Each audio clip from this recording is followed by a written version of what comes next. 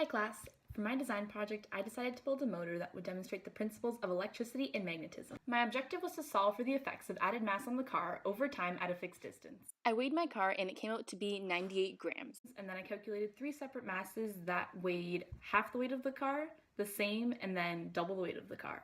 After that, I set up my measuring tape, which came out to be 2 meters, and that was the distance that I wanted my car to travel. Before I conducted my trials, I expected that it would take the car longer to travel the distance as I added more mass, but unfortunately my motor wasn't working, so I had to resort to my hypothesis and my hand to move my car. Throughout the project, I ended up rebuilding the base of the car and the motor itself a couple times, and the first attempt that I made was me just building the frame of the car out of a cereal box, wooden dowels, and bottle caps so I could use that as a reference for what I wanted my final car to look like. The second car I tried making was built from cardboard, a straw, wooden dowels, and 8 bottle caps.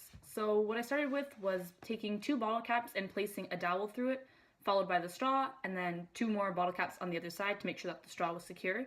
Then I glued the straw to a piece of cardboard, which allowed for the axles to rotate. Once I built the base of the car, I then built the motor using copper wire, a 9-volt battery, battery clip, electrical tape, 2 paper clips, a rubber band, and a neodymium magnet. Building the motor, I started by coiling this copper wire, and then I placed a copper rod through the middle of it to provide the excess on either end with a little bit more support. And with these excess ends, they were placed on top of 2 paper clips that were meant to hold them just a couple of centimeters above the neodymium magnet. The 9-volt battery was attached to a battery clip which has a red and black wire. Each wire was attached to a paper clip which would induce the paper clip and allow for electricity to run through the copper coil which was attached to the copper rod.